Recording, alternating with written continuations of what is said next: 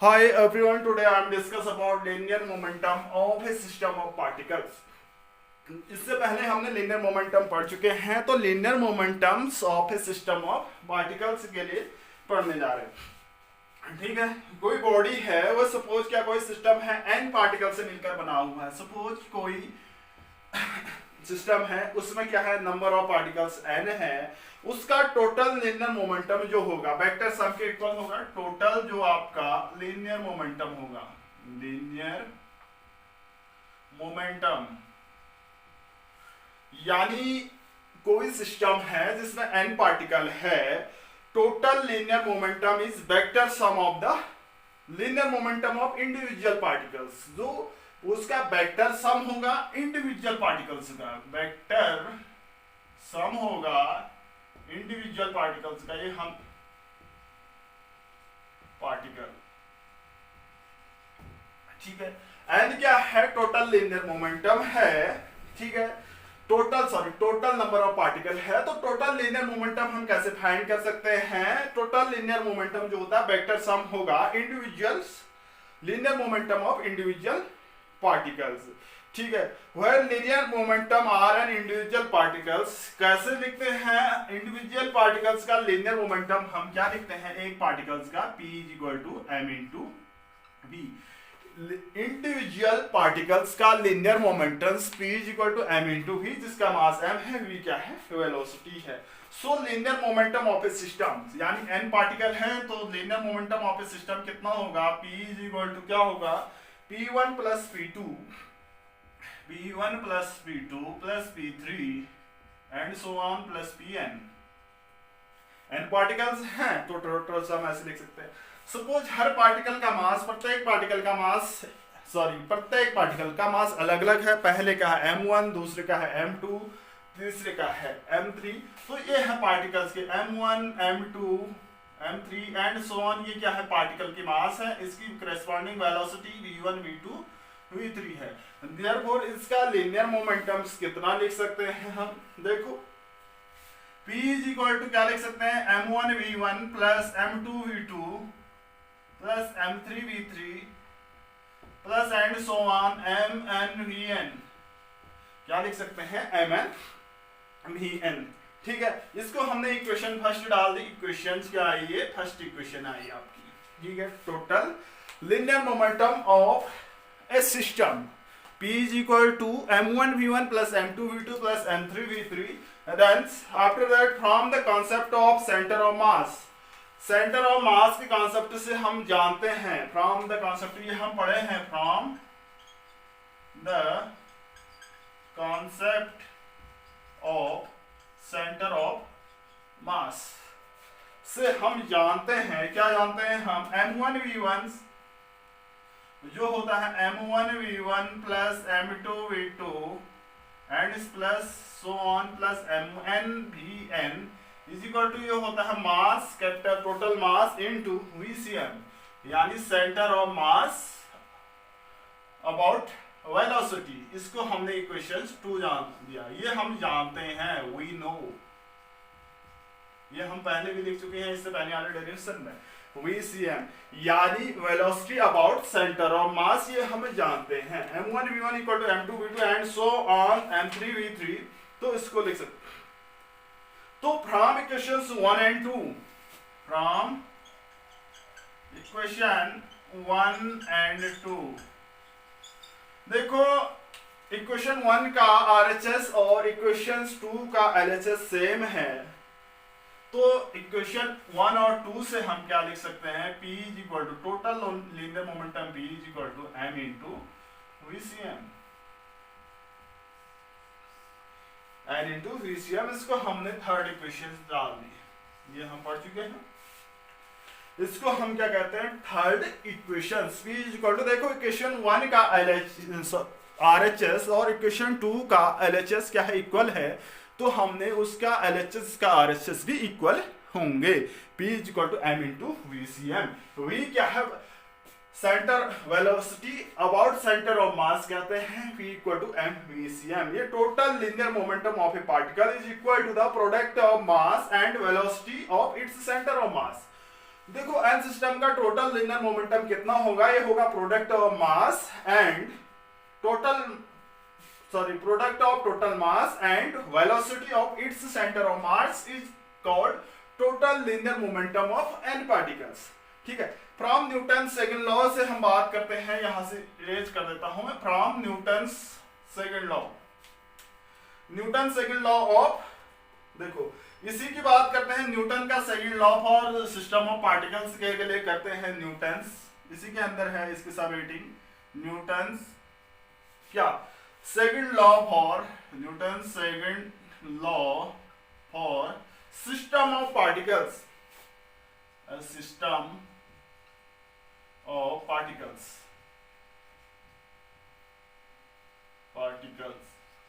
यानी न्यूटन का second law for system of particles के लिए हम क्या लिख सकते हैं, देखो हम जानते हैं rate of change of momentum, तो यहां पर डीपी अपॉन dt करते हैं, डीपी अपॉन dt ये क्या होता है हमारा, f इक्वल टू क्या होता है, डीपी अपॉन dt होता है, डीपी अपॉन dt p की वैल्यू रख देंगे फ्रॉम इक्वेशन थर्ड से, d अपॉन dt,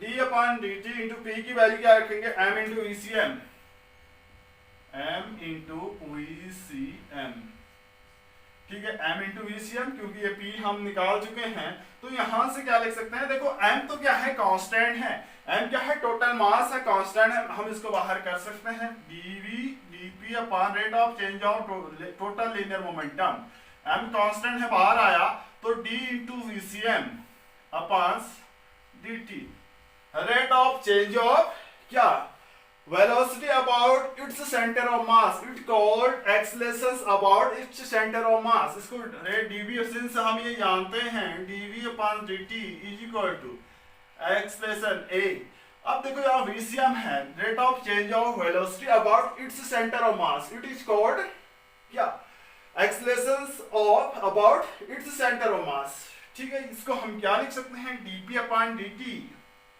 इसको हम लिखेंगे dp upon dt, dp upon dt is equal to m into acm लिख दे रहा हूं मैं, m into acm, m into acm, इसको हमने लिख दिया इक्वेशन 4, इक्वेशन 4 लिख दिया। देखो हम ये भी जानते हैं फ्रॉम सेंटर ऑफ मास से, फ्रॉम सेंटर ऑफ मास के कॉन्सेप्ट से, from centre of mass concept से हम m acm is equal to क्या लिखते हैं, m इंटू acm, यानी a क्या है आपका, acceleration about its centre of mass is equal to होता है net external force, net external force, इसको हमने इक्वेशन 5 दे दी। इक्वेशन 4 और 5 की बात करते हैं तो क्या होगा, फ्रॉम इक्वेशन 4 और 5, तो F external is equal to आ गया आपका क्या होता है, dp अपॉन dt, तो हम यहां से क्या लिख सकते हैं, net force is equal to, net force जो आ रहा है आपका, net force F external is equal to dp upon dt is equal to m a cm, ये हम न्यूटन सेकंड रूल भी लिख चुके हैं इसमें, ठीक है। अब एक्सप्रेशन क्या है, Newton second law for system of particles, here the p is the क्या है, total linear momentum of the system, F external is the net external force applied on the system, इस सिस्टम पर net external force applied किया जाता है। इसके बाद आता है conservation of linear momentum for system of particle, conservation की बात करते हैं हम, जैसे कंजर्वेशन थ्योरम पढ़ी थी ऐसी हम यहाँ पर नेक्स्ट टॉपिक है conservation of conservation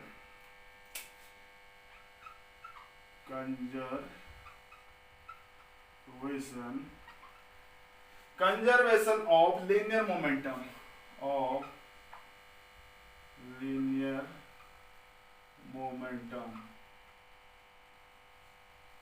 momentum for system of particle, और सिस्टम ऑफ पार्टिकल्स। देखिए हमने लीनियर मोमेंटम पढ़ा है, कंजर्वेशन ऑफ लीनियर मोमेंटम पढ़ा है। If central force, if external force, अगर यदि एक्सटर्नल फोर्स क्या है आपका,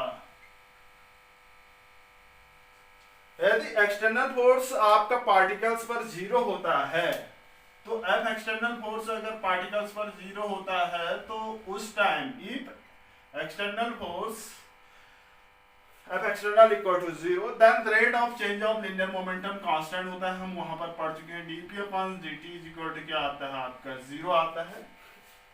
तो rate of change of linear momentum क्या आया, जीरो आया। तो momentum of a system remains constant, तो इस टाइम ये मोमेंटम क्या होता है आपका, कांस्टेंट होता है। This implies that p is equal to क्या होता है आपका, कांस्टेंट। इसका मतलब क्या होता है आपका, p इनिशियल, देखो p इनिशियल जो है, initial is equal to p जो फाइनल है वो इक्वल होंगे, या हम कहेंगे कब, जब if f external equal to कितना होता है, जीरो होता है। इसको हमने इक्वेशंस आपकी दे दी 6 दे दी, इसको हमने इक्वेशन 6 दे दी। अब द एक्सप्रेशन क्या रिप्रेजेंट कर रहा है, इफ, ये देखो यहाँ पर इनिशियल लीनियर मोमेंटम और फाइनल लीनियर मोमेंटम क्या है, सेम है। कब, जब एक्सटर्नल फोर्स जीरो है। Expressions represents the law of conservation of linear momentum for a system of particle के लिए वो कर रहा है। If the mass of the system is क्या है, कांस्टेंट है, देन m क्या है, कांस्टेंट है।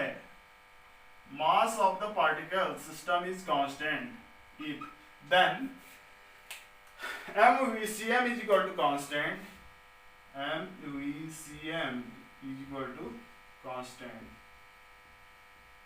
कांस्टेंट मास क्या है, कब, ये भी कब होगा, जब एक्सटर्नल फोर्स कितना होता है आपका, जीरो होता है, तब की कंडीशन नहीं दी है यहाँ पर। देखो यहाँ पर मास कांस्टेंट है, तो वेलोसिटी भी क्या होगी आपकी, कांस्टेंट होगी। Velocity about its centre of mass is called constant, constant. इसको इक्वेशन 7 दे दी हमने, इक्वेशन 7 दे दी। तो इक्वेशन 7 जो आपकी शो कर रही है, if the mass of the particle constant, तो net external force on the system is zero. अगर आपका क्या है, external force of the system क्या है आपका, जीरो है, तो उसका पार्टिकल्स की then velocity of the centre of mass of the system will be constant.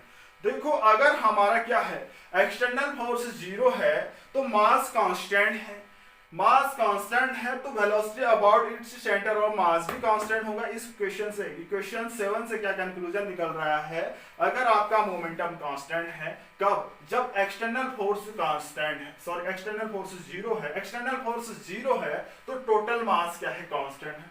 Total mass constant कब होगा, जब एक्सटर्नल फोर्स जीरो होगा।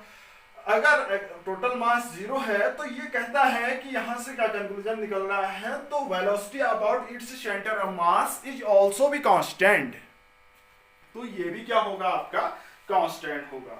ठीक है, तो वेक्टर इक्वेशंस हम जानते हैं। देखो इसके बाद इसी के अंदर पढ़ रहे हैं, तो dp अपॉन d ये हम इंक्लूड कर रखा है। dp upon dt is equal to क्या है आपका, जीरो आता है।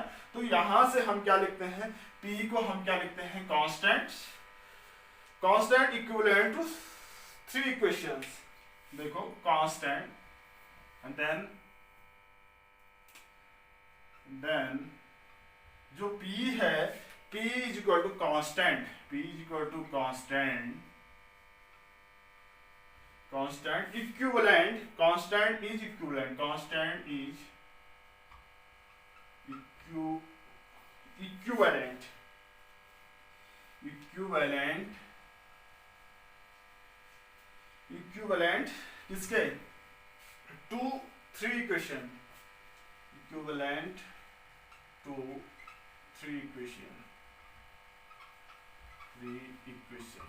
तो यहां से क्या आएगा, p is equal to constant to equivalent to 3 equations. तो देखो ये क्या इक्वेशन होती है, मैं बता रहा हूं, px equal to C1, Px equal to C1, Py equal to C2, Pz equal to C3। तो यहां से क्या है, where Px, Py, Py, Z क्या है आपका components of the total linear momentums vector P along x and y and z axis, C1 and C1, C2 and C3 क्या constant अलग अलग एक्सिस के हैं। जब 3 एक्सिस में लीनियर मोमेंटम की बात आती है तो हर एक्सिस में भी क्या होता है, वो एक कांस्टेंट होता है। तो हम conservation of linear momentum means कब आपका कंजर्व रहता है सिस्टम ऑफ पार्टिकल्स के लिए लीनियर मोमेंटम, तो उस कंडीशन में यानी P कंजर्व रहता है, कांस्टेंट रहता है। P कंजर्व रहता है तो मास भी कांस्टेंट होता है, मास कांस्टेंट है तो velocity about its centre of मास भी क्या होगा, उसका कांस्टेंट होगा। Thank you.